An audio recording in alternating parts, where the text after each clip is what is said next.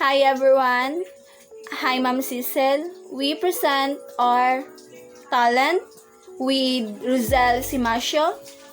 Our talent is spoken poetry and the title is Lupa, Tagapangalaga ng Buhay. Lupa, ikaw ang una ng mundo. Sa'yo nakasalalay ang bawat pagtubo. Ang punla ng kahapon sa'yo itinanim. Ngayon ay bunga, sagana't malalim. Ngunit bakit tila ika'y nalulumbay? Tigang na ang dibdib. Sugatan ang buhay sa sobrang gamit. Di man sinadya, lupa'y umiiyak. Nasa nakatarungan niya? Aking lupa, patawad sa kasalanan. Ng kamay ng tao, ikaw ay nasasaktan. Sa'yo kami babawi, pangakong totoo. Pag-aalaga sa'yo, ngayon ay seryoso. Gustong natural, sa'yo'y ialay. Patubig na malinis, huwag sanang mawalay.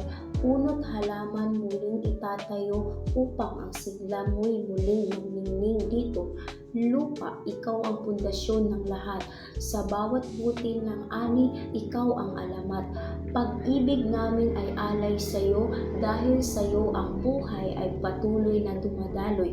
O lupang tagkilang tagapangalaga, sa aming mga puso, ikaw ang mahalaga.